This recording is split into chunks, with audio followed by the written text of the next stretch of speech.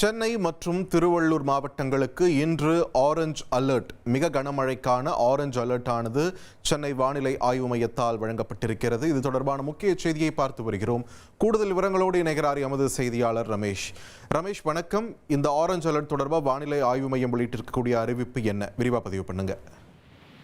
சென்னை, திருவள்ளூர் இந்த இரண்டு மாவட்டங்களுக்குமே orange alert கொடுத்திருக்கிறது வானிலை ஆய்வு மையம். இந்த இரண்டு மாவட்டங்களையுமே கன முதல் மிக கனமழை பெய்யும் அப்படிங்கிற தகவலை சொல்லியிருக்காங்க.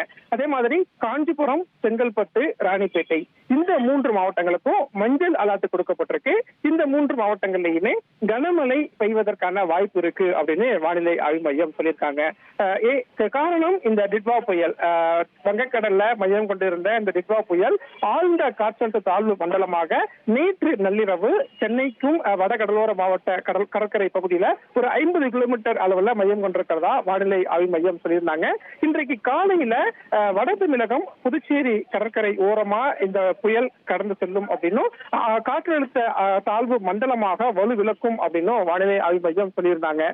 சென்னை மாநகரை பொறுத்த வரைக்கும் இன்றைக்கு காலையில இருந்தே பரவலாக கனமழை பெய்து வருவதை பார்க்க முடிகிறது. இந்த சூழல்ல தான் சென்னைக்கும் திருவள்ளூர் மாவட்டத்துக்கும் இந்த ஆரஞ்சு அலர்ட் கொடுக்கப்பட்டிருக்கு.